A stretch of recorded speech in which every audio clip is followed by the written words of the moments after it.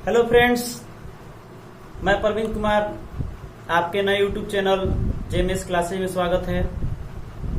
मैं आप लोगों के लिए प्राचीन इतिहास का वीडियो अपलोड करते रहा हूं और आज भी वीडियो अपलोड कर रहा हूं। मैंने 6 वीडियो अपलोड कर चुका है और आज 7वां वीडियो होगा। आज का वीडियो सिंधु घाटी सभ्यता से ही संबंधित है। सिंधु घाटी सभ्यता से एक पहला वीडियो पार्ट 6 बना चुके हैं, जो सिंधु घाटी सभ्यता का पहला वीडियो होगा। आज सिंधु घाटी सभ्यता का दूसरा वीडियो है। तो दोस्तों, मैं जो भी प्रश्न अपलोड करता हूं वह प्रश्न बहुत इंपॉर्टेंट है। वह प्रश्न और उसका जो डिस्क्रिप्शन है वह हर एग्जाम के लिए बहुत इंपॉर्टेंट है। तो दोस्तों चलिए देखिए आज सिंधु घाटी सभ्यता में क्या पढ़ना है। तो सबसे पहले प्रश्न की बात किया जाए कि सिंधु घाटी सभ्यता का लिपि कैसी थी। बहुत बार क्वेश्चन पूछा हुआ एग्जाम में कि सिंधु घाटी सभ्यता की लिपि कैसी थी। तो सिंधु घाटी सभ्यता की जो लिपि थी भाव चित्रात्मक थी। इंपॉर्टेंट क्वेश्चन याद रखिएगा, सिंधु घाटी सभ्यता की लिपि भाव चित्रात्मक थी। अब ध्यान दीजिए, हम आप लोगों को पहले भी इस बारे में बता चुके हैं कि सिंधु घाटी सभ्यता की लिपि को जो लिपि है इसका लिखित साक्ष्य तो मिला है, लेकिन इसको पढ़ा नहीं जा सका है। सबसे पहले 1853 में इस लिपि के बारे में पता चला। सिंधु घाटी सभ्यता की जो लिपि भाव चित्रात्मक है, इसका सबसे पहले हमको 1853 में इसका पता चला, परंतु ये नहीं पता चला कि इस लिपि को मतलब किस प्रकार की लिपि है, मतलब पढ़ने वाली लिपि है या नहीं पढ़ने वाली लिपि है। परंतु फिर आगे 1931 में यह पता चला कि जो सिंधु घाटी सभ्यता की लिपि भाव चित्रात्मक है, यह लिपि पढ़े जा सकने वाली लिपि नहीं है। तो ध्यान दीजिए दोस्तों, ये पहला क्वेश्चन हुआ कि सिंधु घाटी सभ्यता की लिपि भाव चित्रात्मक है। अब ध्यान दीजिए, प्रश्न में ऑप्शन भाव चित्रात्मक न देकर ऑप्शन भाव चित्रात्मक की जगह पर आप लोग को पिक्टोग्राफ भी दे सकता है। पिक्टोग्राफ, इसका भी मतलब वही होता है, भाव चित्रात्मक होता है, याद रखिएगा। चित्रात्मक या पिक्टोग्राफ भी ऑप्शन में दे सकता है। या अगर बात किया जाए सिंधु घाटी सभ्यता के लिपि के बारे में, तो भाव चित्रात्मक ऑप्शन में न देकर पिक्टोग्राफ भी दे सकता है, या एक और ऑप्शन देख सकता है वो ब्रूस्टोफेडन। याद रखिए, ब्रूस्टोफेडन में ऑप्शन भी दे सकता है, ब्रूस्टोफेडन भी ऑप्शन में दे सकता है। तो सिंधु घाटी सभ्यता की लिपि तीनों आप लोग याद रखना होगा। भाव चित्रात्मक से सिर्फ काम नहीं चलेगा। भाव चित्रात्मक, अगर आपसे भाव चित्रात्मक आपका हुआ, फिर उसी को बोलते हैं पिक्टोग्राफ, और उसी को सिंधु भाषा में बोलते हैं ब्रूस्टोफेडन। याद रखिएगा, ये इंपॉर्टेंट है, ब्रूस्टोफेडन। तो ध्यान दीजिए, सिंधु घाटी की जो सभ्यता जो इनकी लिपि थी, हम लोग का लिपि कैसा है बताइए। तो हम लोग का जो लिपि है, हम लोग का लिपि बाएं से दाएं की ओर लिखते हैं, बाएं से दाएं की ओर। लेकिन इनकी जो लिपि थी दाएं से बाएं की ओर लिखी जाती थी।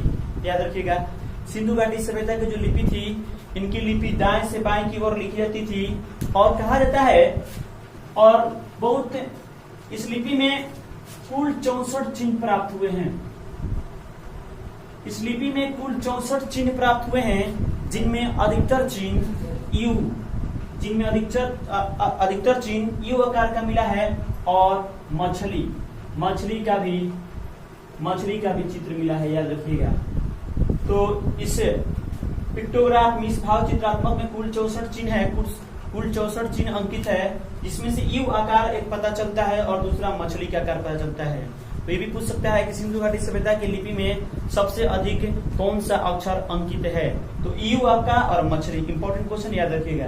चलिए अगला क्वेश्चन किया जाए कि कांस्य से बनी हुई नर्तकी का साक्ष्य मोहनजोदड़ो से मिली है। ध्यान दीजिए, क्वेश्चन है कि कांस्य से बनी हुई नर्तकी का साक्ष्य किससे मिलती है।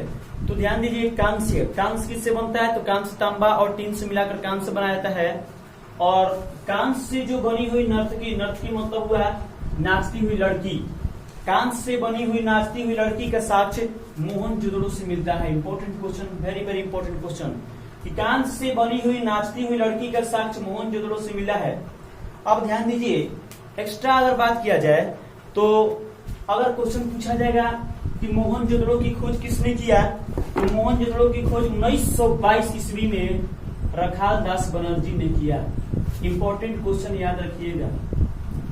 मोहनजोदड़ो की खोज 1922 ईस्वी में रखाल दास बनर्जी ने किया। किस नदी के तट पर है, तो मोहनजोदड़ो सिंधु नदी के तट पर है, सिंधु नदी के तट पर है। क्वेश्चन कहा जाए एक बात और कि बताइए मोहनजोदड़ो या पूरी सिंधु घाटी सभ्यता की पूरा बात कर रहे हैं कि सबसे बड़ी इमारत कौन है, तो अन्नागार। सिंधु घाटी सभ्यता की सबसे बड़ी इमारत अन्नागार जो मोहनजोदड़ो में ही स्थित है। फिर एक क्वेश्चन पूछा जाए कि मोहनजोदड़ो में स्थित एक सार्वजनिक स्थल था जिसका नाम था बृहद स्नानागार। बृहद स्नानागार भी आपका मोहनजोदड़ो में स्थित है। तो मोहनजोदड़ो की खोज 1922 में रखाल दास बनर्जी ने किया। मोहनजोदड़ो सिंधु नदी किनारे है और मोहनजोदड़ो वर्तमान में कहाँ है, पाकिस्तान में स्थित है। पाकिस्तान के लरकाना जिले में स्थित है। पाकिस्तान के लरकाना जिले में मोहनजोदड़ो स्थित है। और मोहनजोदड़ो में दो फेमस है, जो सिंधु घाटी सभ्यता की सबसे बड़ी इमारत बोला जाता है अन्नागार, ये मोहनजोदड़ो में स्थित है। और दूसरा जो बोला जाता है सार्वजनिक स्थल बृहद स्नानागार, ये भी मोहनजोदड़ो में ही स्थित है। एक और क्वेश्चन पूछता है, ध्यान दीजिए, बहुत इंपॉर्टेंट क्वेश्चन पूछता है कि सिंधु घाटी सभ्यता में सबसे अधिक मानव कंकाल कहां से प्राप्त हुए हैं, तो सबसे अधिक मानव कंकाल मोहनजोदड़ो से ही प्राप्त हुए हैं। चलिए अगला क्वेश्चन किया जाए। अगला क्वेश्चन क्या है, हड़प्पा सभ्यता में जुड़वा राजधानी किसको किसको बुलाया गया है। हड़प्पा सभ्यता बोली या सिंधु घाटी सभ्यता, हम आप लोग बता चुके हैं कि सिंधु घाटी सभ्यता में सबसे पहले हड़प्पा की खोज हुई थी 1921 में दयाराम साहनी द्वारा। और इस स्थल का खोज होने के चलते इस सभ्यता का नाम हड़प्पा सभ्यता दिया गया। और कह रहा है कि हड़प्पा सभ्यता में मतलब इस सभ्यता में जुड़वा राजधानी किसको कहा गया है, तो याद रखिएगा इस सिंधु घाटी सभ्यता में जुड़वा राजधानी हड़प्पा और मोहनजोदड़ो को जुड़वा राजधानी कहा है। अब ध्यान दीजिए, इसको हड़प्पा और मोहनजोदड़ो को जुड़वा राजधानी किसने कहा है, तो ध्यान दीजिए, एक नाम है इतिहासकार का नाम है, इसका नाम है पिगट ने। ध्यान दीजिएगा, पिगट ने हड़प्पा तथा मोहनजोदड़ो को जुड़वा राजधानी कहा है। अब एक और बात समझिएगा, जो पिगट ने हड़प्पा को अर्ध औद्योगिक नगर भी कहा है। अर्ध औद्योगिक नगर हड़प्पा को पिगट ने कहा है। पिगट ने हड़प्पा को अर्ध औद्योगिक नगर भी कहा है। तो ध्यान दीजिएगा, सिंधु घाटी सभ्यता के जो जुड़वा राजधानी है वो हड़प्पा तथा मोहनजोदड़ो है और किसने कहा है, पिगट ने कहा है। ध्यान दीजिए, एक और क्वेश्चन पूछता है, यहाँ देखिए क्वेश्चन कि वक्रकार ईंटे, वक्रकार कहने के मतलब टेढ़े मेढ़े जो ईंटे का साक्ष्य है तो सिंधु घाटी सभ्यता के किस स्थल से प्राप्त होता है, तो दोस्तों वक्रकार ईंटे का जो साक्ष्य है वह चनहुदड़ो से प्राप्त होता है। बहुत इंपॉर्टेंट क्वेश्चन, वक्रकार ईंटे का साक्ष्य जो है चनहुदड़ो से प्राप्त होता है। चलिए ध्यान दिए, चनहुदड़ो की बात किया जाए तो सबसे पहले मनके बनाने का कारखाना, ध्यान सुनिएगा, बहुत इंपॉर्टेंट क्वेश्चन पूछता है ये कि मनके बनाने का कारखाना कहाँ स्थित था, तो मनके बनाने का जो कारखाना है यह चनहुदड़ो में ही स्थित था। मनके बनाने का कारखाना चनहुदड़ो में ही स्थित था। और एक क्वेश्चन कि चनहुदड़ो की खोज किसने किया, तो चनहुदड़ो की खोज 1934 ईस्वी में गोपाल मजमुदार ने किया। चनहुदड़ो की खोज 1934 ईस्वी में गोपाल मजमुदार ने किया और 1935 ईस्वी में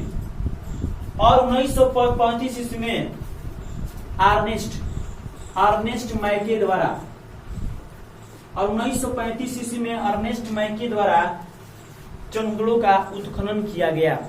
चनहुदड़ो का पूछेगा कि चनहुदड़ो की खोज किसने किया, तो 1934 ईस्वी में गोपाल मजमुदार ने किया। और क्वेश्चन पूछेगा कि चनहुदड़ो का उत्खनन किसने करवाया, तो अर्नेस्ट मैके ने 1935 ईस्वी में करवाया। और चनहुदड़ो भी सिंधु नदी के किनारे है। आप लोग पीछे पढ़े हैं, मोहनजोदड़ो भी सिंधु नदी किनारे स्थित था और चनहुदड़ो भी सिंधु नदी किनारे स्थित है। मनके बनाने का कारखाना भी चनहुदड़ो से प्राप्त होता है। चलिए अगला क्वेश्चन कहा जाए, अगला क्वेश्चन ये है कि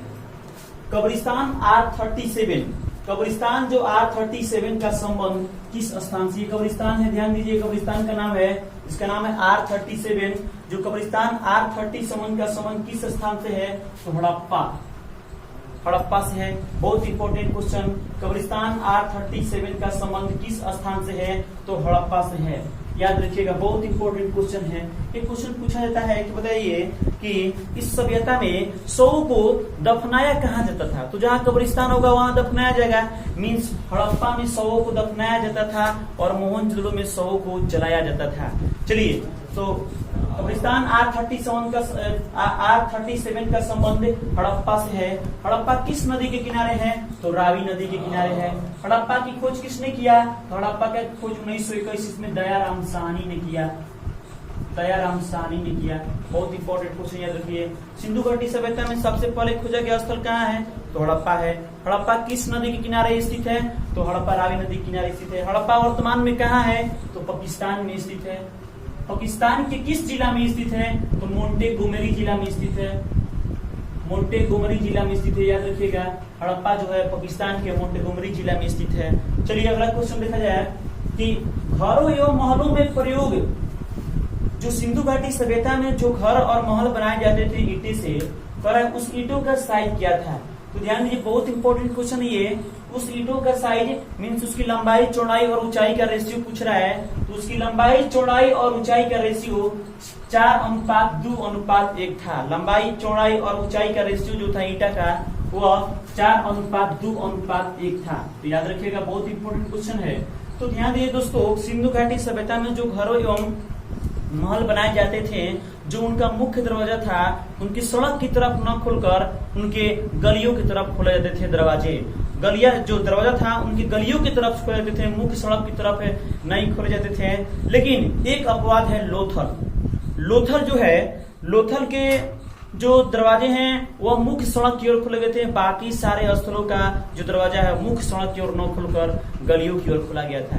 चलिए, तो ये इनके जो ईंटों का साइज है, लंबाई, चौड़ाई और ऊंचाई का जो रेशियो है वह 4:2:1 था। अगला क्वेश्चन कि मोहनजोदड़ो की शासन व्यवस्था कैसी थी?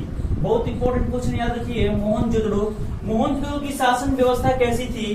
तो मोहनजोदड़ो की शासन व्यवस्था जनतंत्रात्मक थी। इसका मतलब वहां पर जो शासन था, लोगों के द्वारा शासन चलाया जा रहा था मोहनजोदड़ो में। और ऐसा बात किसने कहा? तो विलियम हंटर नामक, ध्यान दीजिए, विलियम हंटर नामक यहाँ पर इतिहासकार ने बताया कि मोहनजोदड़ो की जो शासन व्यवस्था थी वह जनतंत्रात्मक थी। एक और क्वेश्चन पूछता है कि मोहनजोदड़ो का अर्थ क्या होता है? तो मोहनजोदड़ो का अर्थ होता है मृतकों का टीला। मृतकों का जो टीला अर्थ है ये किस भाषा से संबंधित है? याद रखिएगा, सिंधी भाषा से संबंधित है। सिंधी भाषा से संबंधित है। मोहनजोदड़ो का अर्थ होता है मृतकों का टीला, जो सिंधी भाषा से संबंधित है। तो मोहनजोदड़ो की शासन व्यवस्था जनतंत्रात्मक थी और किसने बताया? विलियम हंटर ने बताया। चलिए अगला क्वेश्चन, मिट्टी का बना हल। ध्यान दीजिए, बहुत ये जो प्राचीन सभ्यता थी, प्राचीन सभ्यता की जो मिट्टियां भी थी वो बहुत उर्वरक थी, बहुत कठोर थी। उनसे मिट्टी के हल भी बनाया था। आजकल के तो मिट्टी बहुत ऊसर हो गए हैं, उनमें किसी भी प्रकार की कोई क्षमता ही नहीं है। लेकिन पहले की जो मिट्टी थी उनमें बहुत कठोर थी और उनसे मिट्टी का हल भी बनाया जाता था और खेत की जुताई की जाती थी। तो इम्पोर्टेंट क्वेश्चन है, मिट्टी का बना हल सिंधु घाटी सभ्यता के किस स्थल से प्राप्त हुआ है? तो मिट्टी का बना हल बनावली, याद रखिएगा, बनावली। जो बनावली है ये हमारे भारतीय राज्य हरियाणा में स्थित है। बनावली जो है भारतीय राज्य हरियाणा में स्थित है, जहाँ से मिट्टी का बना हल प्राप्त हुआ है। और ध्यान दीजिए, बनावली की खोज किसने किया? तो याद रखिएगा, बनावली का खोज R.S. विष्ट ने किया। R.S. विष्ट ने बनावली की खोज किया, जो वर्तमान में भी कहाँ स्थित है? तो याद रखिए, वर्तमान में हरियाणा में स्थित है। चलिए